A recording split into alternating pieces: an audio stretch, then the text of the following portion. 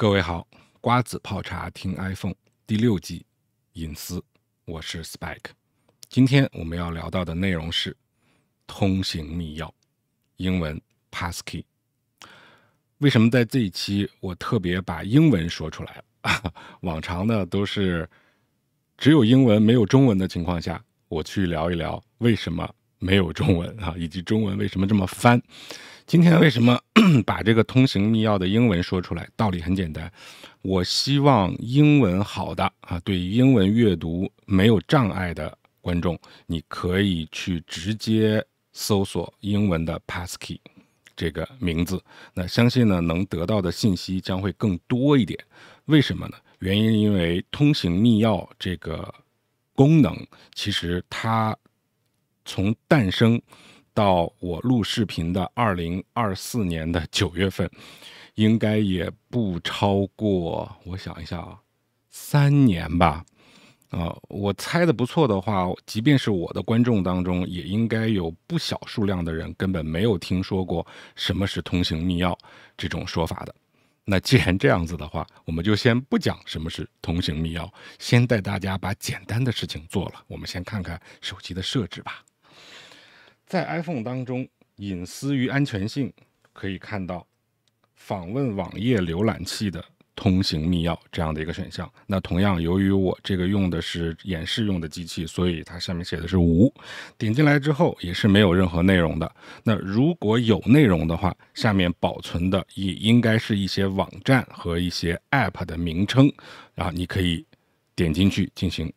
查看或进行一些操作。那上面这一行小字写得很明确，叫做请求查看针对哪些网站和 App 存储了通行密钥的应用程序。我刚才对歪了好吧，这个不重要反正你们也主要不是为了看这个。那现在我们可以回过头来跟大家聊一聊通行密钥到底是个什么东西了。要想聊通行密钥我们先简单的要回顾一下密码到底是怎么回事。大家应该非常清楚了当你去要登录一个网站或者打开一个 App， 特别是第一次打开的时候，大概率上你都会遇到 App 请求你登录的情况发生。那登录一般来讲，你要填的是用户名和密码。那现在请大家思考这样的一个问题你填写了你的用户名跟密码，点了登录按钮之后，到底是谁来去判断你填的用户名跟密码是对还是错呢？可能有人会说电脑是，我知道是电脑，哪台电脑那当然是你打开的这个网站它背后的电脑，或者是你要登录的这款 App 它背后的那台服务器了。那背后的这台服务器它是怎么样去运作的呢？它怎么才会知道你这个密码的对与错呢？这必须要有一个前提，就是你先要注册。如果你刚刚下载一款 App， 你从来都没有用过它，你点登录，你输什么都是错的。为什么？因为你没注册。这个大家应该没问题，对不对？好，那注册是什么？所谓的注册，对于那台服务器来说，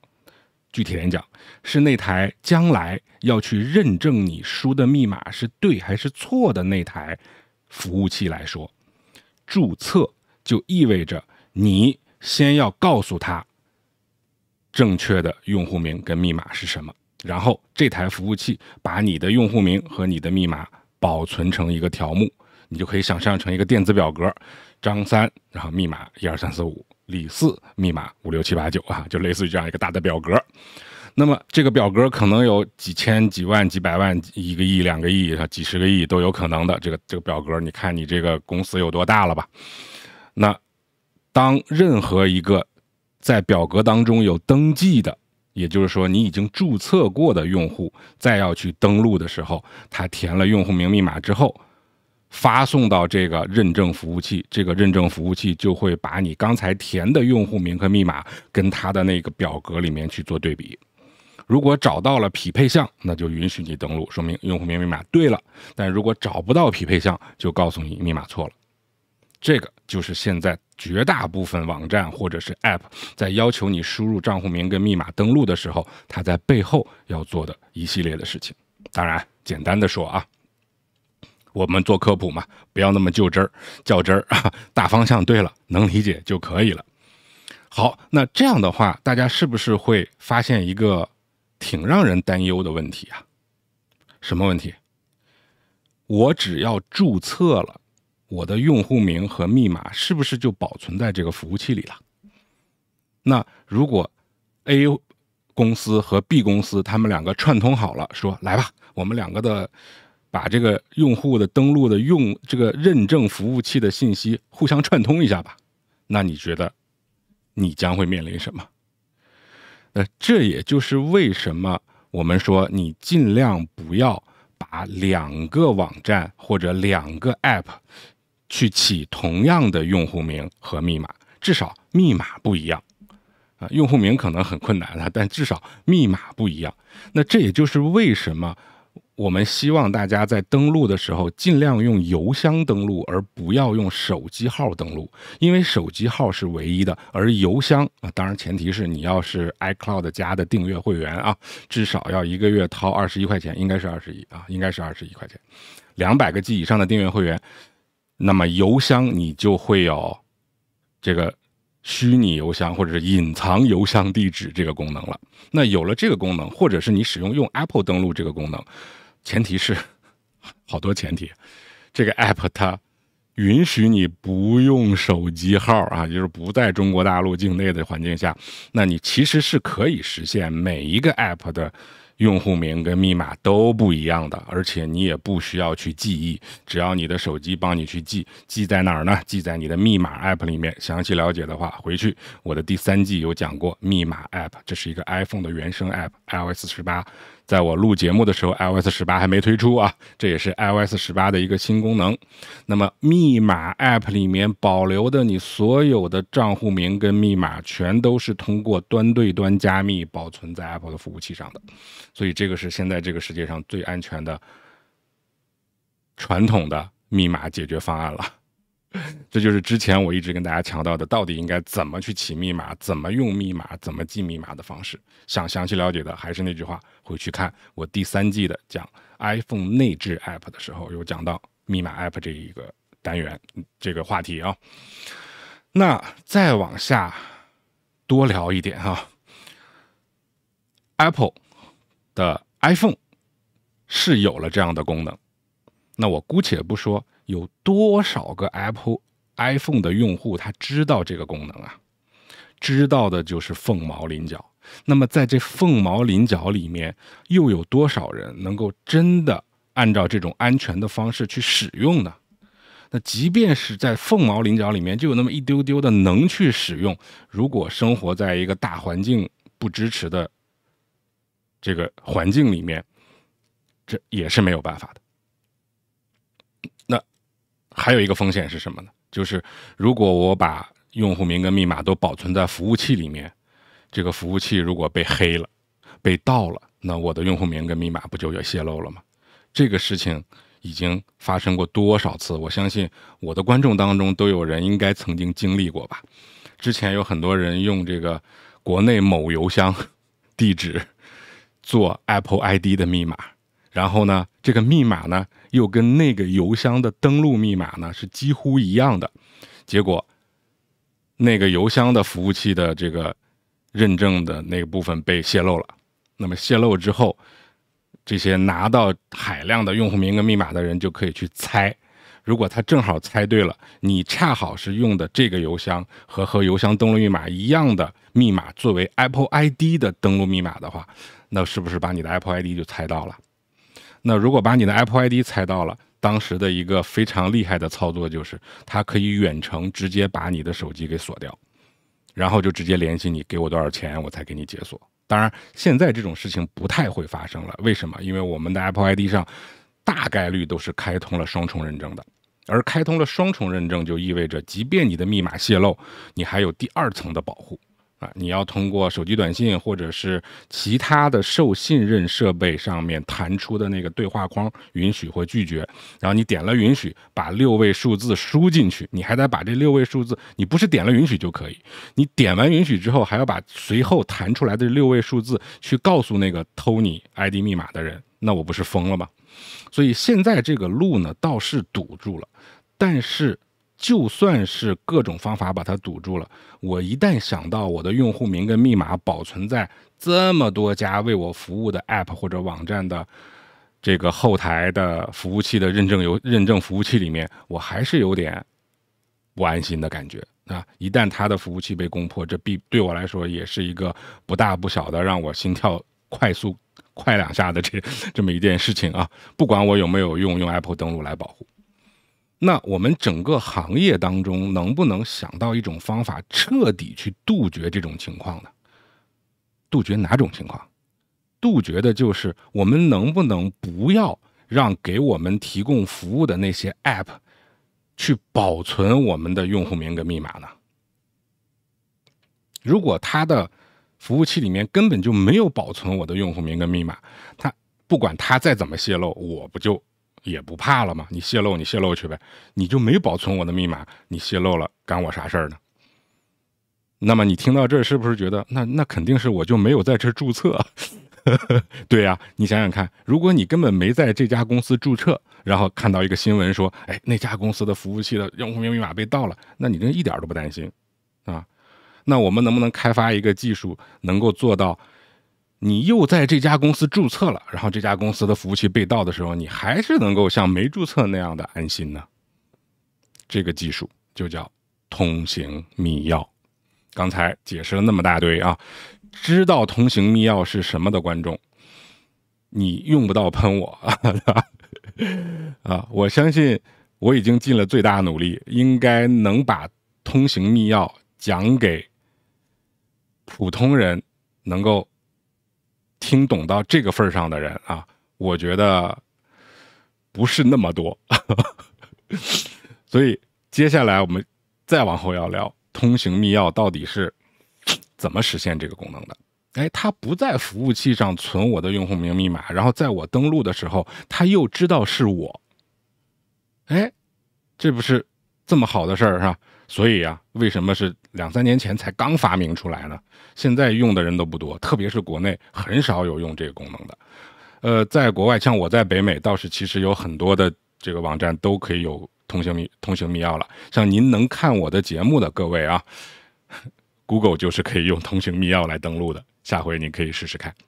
找一下这个按钮，不需要用户名跟密码了。那通行密钥它的原理是什么呢？它不在服务器上保存用户的用户名跟密码，而是分为一个叫公钥，一个叫私钥啊。钥是什么？钥匙的钥，不是吃药的药啊，钥匙的钥，公共的钥匙和私自的钥匙。这个公共的钥匙呢，它存在服务器端，而私自的钥匙呢，存在你的设备端。公钥和私钥，那这个公钥其实是公开的，你就算服务器被黑了，这个黑客获取的就是公钥，那光知道公钥啥用都没有。我有没有存到他的服务器上一些关于我的东西？要说存嘛，也存了。我存的是什么？公钥，公钥我可以公开的，你就算知道了，你啥也干不了。为什么？因为没有我的私钥去把它激活，它就这个公钥就相当于没用。那当我本人要去这个服务器上去做认证、去登录的时候，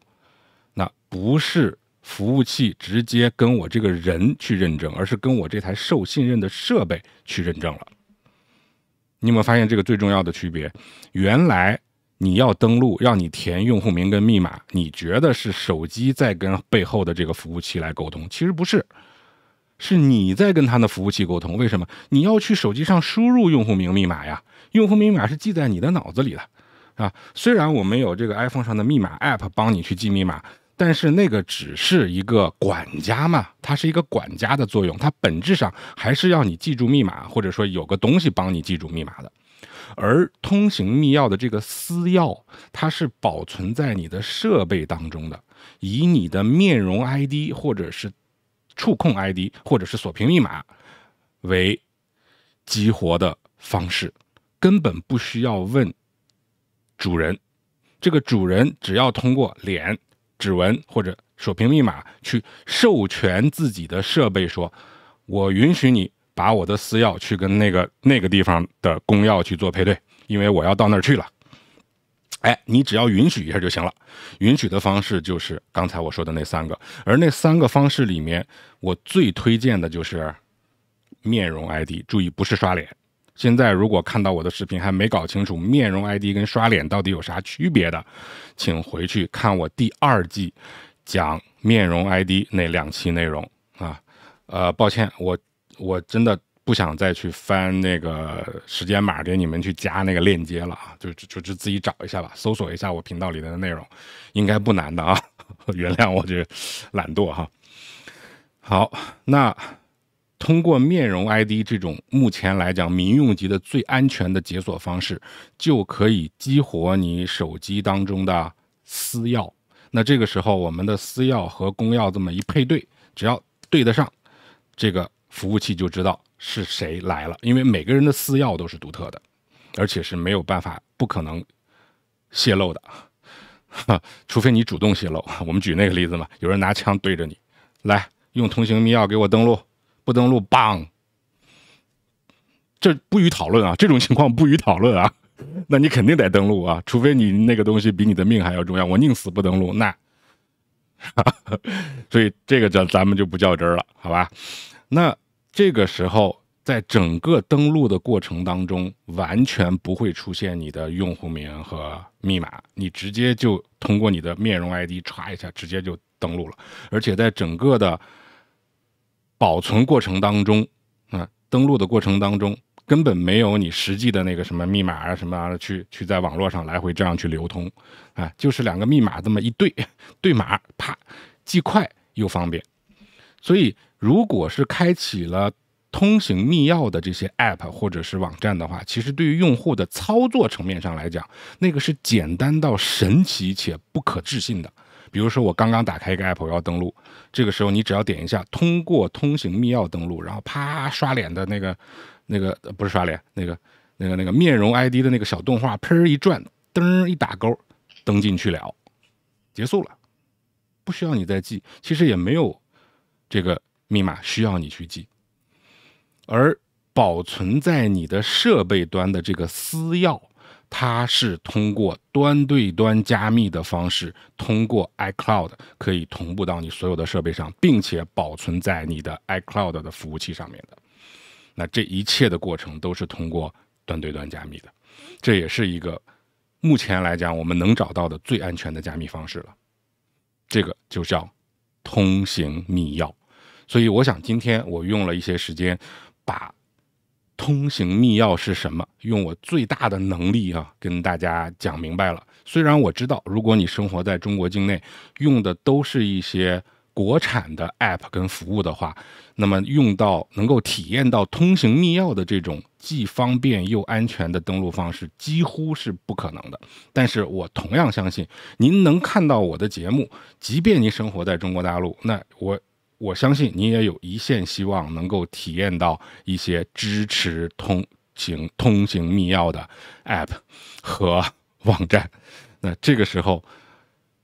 去开心一下吧，去感受一下科技带给人们的这种便捷和快乐，就是